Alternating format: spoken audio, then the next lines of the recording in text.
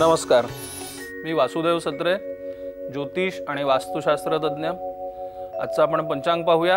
28 जून 2024, तिथी आहे ज्येष्ठ कृष्ण सप्तमी, शुक्रवार, पूर्वा भाद्रपदा नक्षत्र आहे, सौभाग्य योग आहे।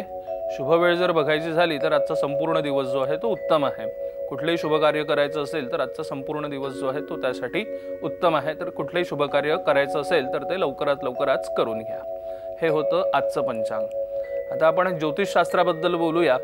एखाद्याच्या पत्रिकेमध्ये पंचम स्थानात केतू असेल तर असे व्यक्ती जे आहेत ना, यांना वैवाहिक सुख मिळत नाही किंवा संसारामध्ये यांचं मनच रमत नाही। लौकिक गोष्टींमध्ये सुद्धा यांचं मन रमत नाही। म्हणजे कुठे फिरायला जायचं आहे किंवा नवीन कपडे घ्यायचे आहे किंवा जेवणाबद्दल यांना जेवायला काही दिलं तरी ते खातात। कपड्यांचं सुद्धा यांना कधी कुठलीही चोचले नसतात किंवा आवड निवड सुद्धा नसते। अतिशय न्यूट्रल स्वभावाची अशी ही लोक असतात आणि अशा लोकांना आहे ना संन्यस्त वृत्ती जी म्हणतात ना ती असते। अनेकदा अशा लोकांचं असं असतं ना की पत्रिकेमध्ये जर का शुक्र नीचेचा आहे आणि पंचमात केतू आहे तर अशी लोक अनेकदा संन्यास सुद्धा घेतात।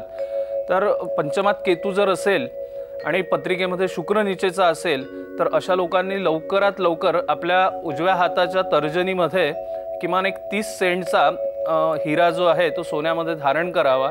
म्हणजे त्यांना लौकिकता निर्माण होईल, त्यांना संसारामध्ये रस यायला सुरुवात होईल आणि संन्यस्त वृत्ती जी आहे ती जाईल।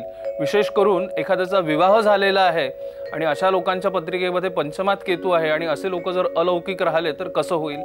आपल्या सोबत जोडीदाराचं सुद्धा नुकसान होतं।